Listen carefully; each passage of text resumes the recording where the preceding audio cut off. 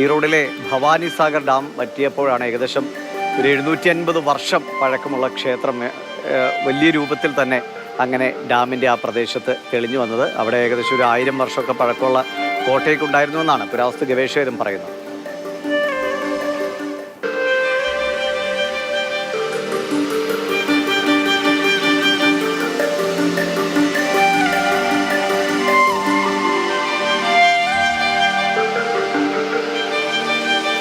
വിനയുണ്ട് ചെന്നൈയിൽ നിന്ന്. വിനയ്, നമ്മൾ ഇടുക്കിയിൽ വെള്ളം ഇറങ്ങുമ്പോൾ അവിടെ ഒരു ഗ്രാമമൊക്കെ തെളിഞ്ഞു വരാറുണ്ട്. ഇങ്ങനെ ചില കാഴ്ചകൾ പലയിടത്തുന്നുണ്ട്. പക്ഷേ ഇതിപ്പോൾ ഈ ക്ഷേത്രം കണ്ടാൽ വലിയ ക്ഷേത്രമാണ്. അത് ഏത് കാലത്തെയാണെന്നാണ് പുരാവസ്തു ഗവേഷകരൊക്കെ പറയുന്നത്. മറ്റെന്തെങ്കിലുമൊക്കെ ഇതുപോലെ തെളിഞ്ഞു വരുന്ന കാഴ്ചകളുണ്ടോ അവിടെ? ദിവീഷ്, ഒരു ചെറിയ ഗ്രാമമല്ല, മറിച്ച് ഒരു വലിയ കോട്ട തന്നെ അവിടെ ഉണ്ടായിരുന്നു എന്നാണ് പുരാവസ്തു ഗവേഷകർ പറയുന്നത്. നിലവിൽ ഇപ്പോൾ ഒരു ക്ഷേത്രം, ഒരു വലിയ ക്ഷേത്രം, മാധവ പെരുമാൾ ക്ഷേത്രം അത് കണ്ടെടുത്തു, അല്ലെങ്കിൽ അത് പ്രത്യക്ഷപ്പെട്ടു എന്നാണ് ഗവേഷകർ പറയുന്നത്. അതിന് തന്നെ ഏകദേശം 750 വർഷം പഴക്കമുണ്ട്.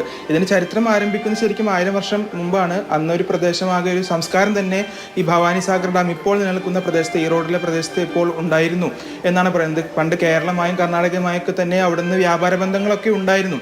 പിന്നീട് സ്വാതന്ത്ര്യം ലഭിച്ച ശേഷം 48-ലാണ് ഈ കൊങ്കുനാട് മേഖലയിലെ വരൾച്ച അല്ലെങ്കിൽ ക്ഷാമം കാരണം അവിടെ ഒരു അതിന് ജലസ്രോതസ് വേണമെന്നുള്ള ആവശ്യം ഉയർന്നു വരുന്നു. പിന്നീട് ഈ ഭവാനി സാഗർ ഡാം എന്ന ഭവാനി പുഴയിൽ അങ്ങനെ ഒരു ഡാം നിർമ്മിക്കാൻ അവർ തീരുമാനിക്കുകയും ചെയ്തു. 55-ൽ ഡാമിലെ പണി പൂർത്തിയായ കൂടി അവിടെ വെള്ളം വന്ന് നിറഞ്ഞു. പിന്നീട് ഈ ക്ഷേത്രത്തെ പറ്റിയോ അല്ലെങ്കിൽ അവിടെ സംസ്കാരത്തെ പറ്റിയോ ഒന്നും തന്നെ പഠിക്കാൻ സാധിച്ചില്ല.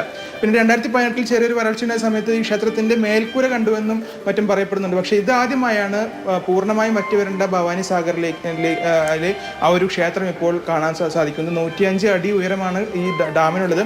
45 അടിയിലേക്ക് വെള്ളം താഴ്ന്നപ്പോഴാണ് ഈ ക്ഷേത്രം കണ്ടെത്തത്. ഇനിയും താഴ്ന്നു കഴിഞ്ഞാൽ പഴയ സംസ്കാരത്തിന്റെ ഇനിയും പല ഏടുകളും അല്ലെങ്കിൽ പല നിർമ്മിതികളും മറ്റും ഇനിയും കാണാൻ സാധിക്കും. അത്തരത്തിൽ നിർമ്മാണ പ്രവർത്തികൾ ഒക്കെ ഉണ്ടായിരുന്ന പഴയ കെട്ടിടങ്ങളൊക്കെ കാണാൻ സാധിക്കുമെന്ന് തന്നെയാണ് പുരാവസ്തു ഗവേഷകർ പറയുന്നത്. ഭവാനി ഡാമിലാണ് ഈ ഒരു നിർമ്മിതി. എന്തായാലും പഴയകാല സ്മരണകൾ അല്ലെങ്കിൽ ചരിത്ര താളുകളിൽ മറഞ്ഞുപോയ പല സംസ്കാരങ്ങളുടെയും പല സ്മരണകളും ഉയർത്തു വരികയാണ്. അതിനൊരു വരൾച്ച വേണ്ടി വന്നു. നേരത്തെ പറഞ്ഞ പോലെ ഇടുക്കി ഡാമിലൊക്കെ ഇത്തരത്തിലൊരു ചെറിയ ഗ്രാമങ്ങളൊക്കെ അന്ന് ഉണ്ടായിരുന്ന ഗ്രാമങ്ങളൊക്കെ പിന്നീട് അപ്രത്യക്ഷമായി പോയിട്ടുണ്ട്. പക്ഷേ ഇത്രയും വലിയൊരു സംസ്കാരം തന്നെ ഈ ഭവാനി സാഗർ ഡാം പരിസരത്ത് ഉണ്ടായിരുന്നു എന്നുള്ളത് ചരിത്ര ഗവേഷകർക്ക്, പ്രത്യേകിച്ച് ഈ ചരിത്രത്തെക്കുറിച്ച് അറിയുന്ന അല്ലെങ്കിൽ അങ്ങനെ പോകുന്നവർക്കൊക്കെ വലിയ ആകാംക്ഷ നൽകുന്ന വസ്തുതകളാണ്. ഇനിയും വരൾച്ച ഉണ്ടായി, ഇനിയും വെള്ളം താഴ്ന്നു കഴിഞ്ഞാൽ കൂടുതൽ നിർമ്മിതികൾ, അന്നത്തെ സംസ്കാരത്തിന് കൂടുതൽ നിർമ്മിതികൾ പുറത്തു വരും. അത് പഴയകാല പല കേരളവുമായും കർണാടകയുമായും തമിഴ്നാടിൻ്റെ ഒക്കെ പഴയ സംസ്കാരത്തെ കൂടുതൽ വിവരങ്ങൾ പുറത്തെത്തിക്കാൻ സാധിക്കും. എന്തായാലും വികസന വഴിയില്ലേ,